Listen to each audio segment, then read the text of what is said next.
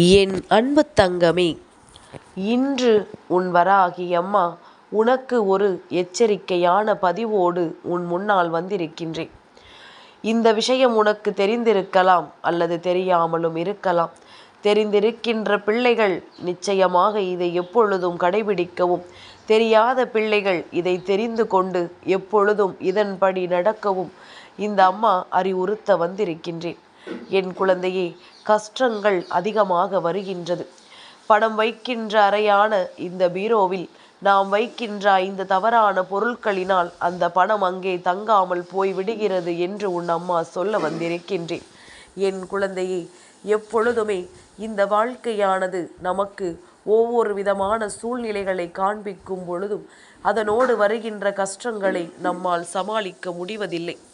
என்ன செய்வது ஏது செய்வது என்று தெரியாமல் என் பிள்ளை தவித்து நிற்கின்ற நேரத்தில் எல்லாம் இந்த அம்மா ஓடோடி வந்து ஏதாவது ஒரு வகையில் உனக்கு உதவியினை செய்து கொடுக்கிறேன் அல்லவா?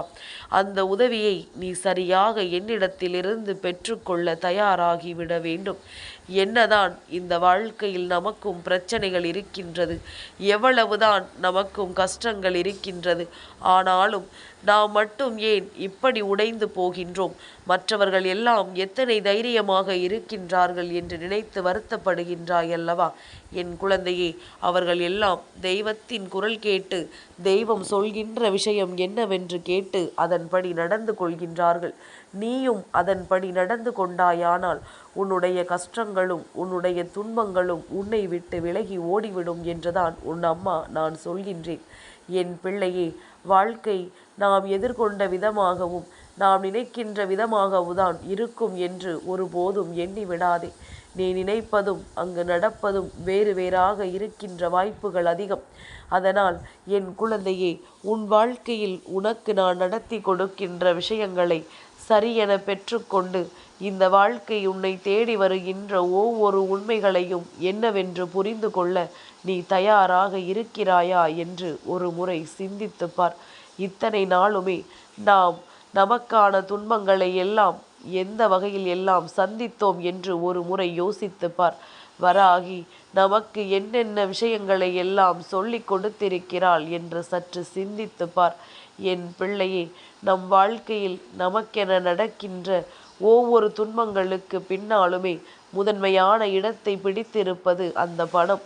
அந்த பணம் உன் கையில் சேராமல் உனக்கு வந்த வழியே சென்று விடுகிறது என்கின்ற வருத்தம் இருக்கின்றதல்லவா? பணத்தை சம்பாதிக்காமல் இல்லை, பணத்தை நீ கடின உழைப்பினால் சம்பாதிக்கின்றாய். ஆனால் அது உன் கைகளில் தங்குவதில்லையே என்பதுதான் வருத்தம். என் பிள்ளையே, இதற்கு ஒரு காரணம் நீ எந்த விஷயத்தையுமே சிக்கனமாக இருக்காமல் அதிகப்படியான செலவுகளை செய்வதும் ஒரு காரணம். இருந்தாலும் இதையெல்லாம் தாண்டியும் என் குழந்தையே, ஒரு சில விஷயங்கள் நாம் சரியாக செய்யாமல் இருப்பதனாலும் நம் உழைப்பிற்கேற்று கிடைத்த ஊதியமானது நம் கைகளில் நிற்காமல் சென்று விடுகின்றது. அதனால் இந்த நேரத்தில் உன் தாயானவள் நான் சொல்கின்ற விஷயங்களை எல்லாம் என்னவென்று நீ புரிந்து கொண்டு எந்த காலத்திலும் இந்த தவறுகளை மட்டும் நீ செய்யாமல் இருந்து விட்டால் போதும். பணம் வைக்கின்ற இடத்தில் மங்களகரமான விஷயங்கள் இருக்க வேண்டுமே தவிர ஒருபொழுதும் அங்கே தவறான விஷயங்கள் இருக்கக்கூடாது. என் பிள்ளையே, உன் அம்மா நான் சொல்ல வருகின்ற விஷயங்களை கவனமாக கேட்டு நான் சொல்கின்ற பொருட்களை எல்லாம் இனி ஒருபோதும் அங்கே வைக்காமல் நீ பார்த்து கொள்ள வேண்டும்.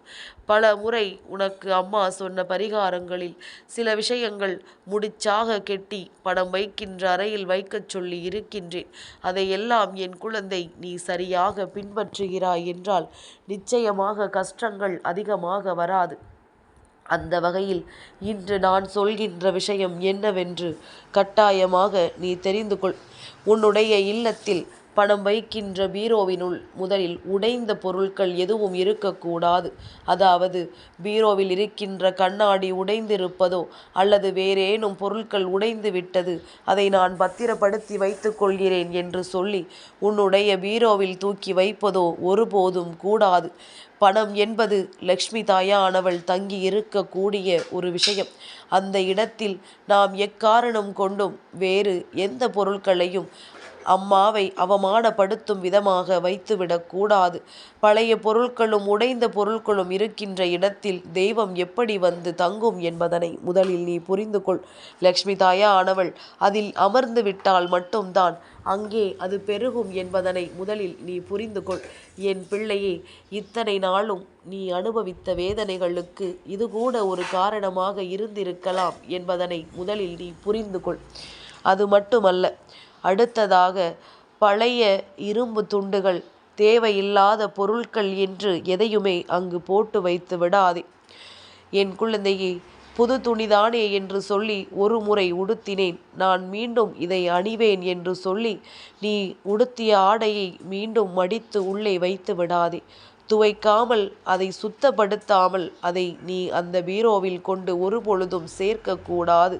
இதுவும் நீ லக்ஷ்மி தாயானவளை அவமானப்படுத்துகின்ற செயலாக மாறிவிடும் என்பதனை முதலில் புரிந்து கொள்.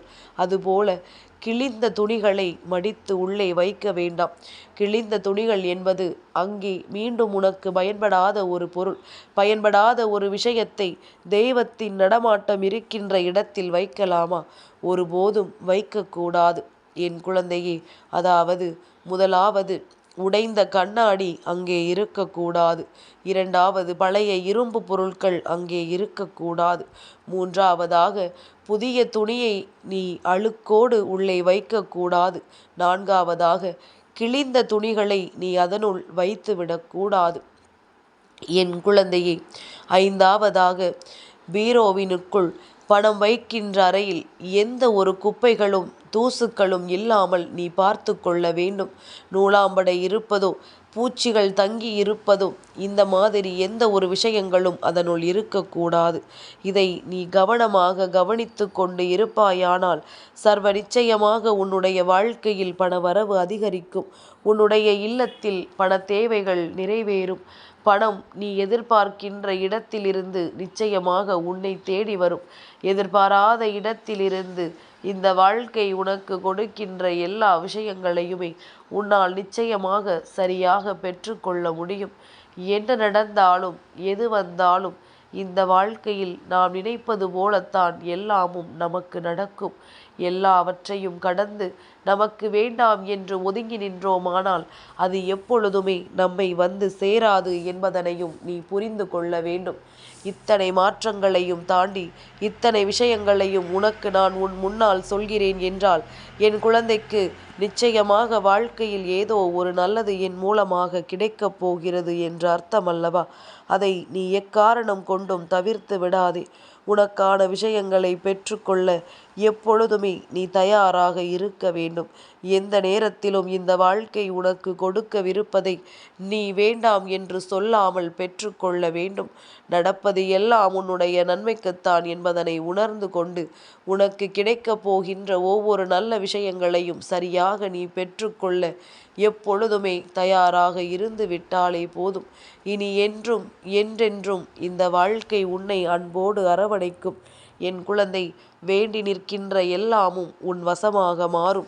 நீ கேட்கின்ற விஷயங்களும், இந்த வாழ்க்கைக்கென்று நீ சொல்கின்ற ஒவ்வொன்றும் உனக்கு மிகப்பெரிய நம்பிக்கையை கொடுக்கும் என்பதனை நீ மறந்து விடாதே. வராகி தாயின் அன்போடு எப்பொழுதும் உன் இல்லத்தில் பணவரவு அதிகரிக்க வேண்டும். என் குழந்தையே, இது போன்ற பழைய விஷயங்களை எல்லாம் உள்ளே வைக்காமல் நீ எப்பொழுதுமே நல்ல விஷயங்களும் அங்கே மனம் கமலுமாக இருக்குமாயின் லக்ஷ்மி தாயானவள் அங்கே தங்கி இருக்க அதிகமாக ஆசைப்படுவாள் அல்லவா? என் குழந்தையே, இதை செய்து நீ உனக்கான பலன்களை பெற்றுக்கொள்ள வேண்டும் என்றுதான் அம்மா உன்னிடத்தில் சொல்கின்றேன். தெரிந்திருந்தால் நிச்சயமாக என் குழந்தை எப்பொழுதுமே அதை பின்பற்று. முன்பு தெரியும், இப்பொழுது மறந்துவிட்டேன் என்று நீ சொல்லிவிடாதே. உனக்கு நல்லது நடக்கப் போகின்ற நேரத்தில் அதை எக்காரணம் கொண்டும் என் பிள்ளை தவிர்க்காதே. உனக்கான நன்மைகளை எப்பொழுதுமே நீ பெற்றுக்கொள்ள தயாராக இருந்து கொண்டிரு. நல்லது நடக்க வேண்டிய நேரம் உனக்கு நிச்சயமாக நல்லது நடந்தே தீரும். எந்த சூழ்நிலையிலும் இந்த வாழ்க்கை உனக்கான சந்தோஷத்தை கொடுக்காமல் விட்டுவிடாது என்பதனை புரிந்து கொண்டு உனக்கு நடக்கவிருக்கின்ற உண்மைகளை எல்லாம் என்னவென்று நீ தெரிந்து கொண்டாலே போதும். எல்லாவற்றையும் தாண்டிய உன்னுடைய சந்தோஷத்தையும் நீ சேர்த்துதான் அனுபவிக்கப் போகிறாய் என்பதனை மறக்காதே. என் அன்பு தங்கமே, இந்த வராகி அம்மாவினுடைய ஆசீர்வாதங்கள் என்றென்றைக்கும் உனக்கு முழுமையாக கிடைத்து கொண்டே இருக்கும்.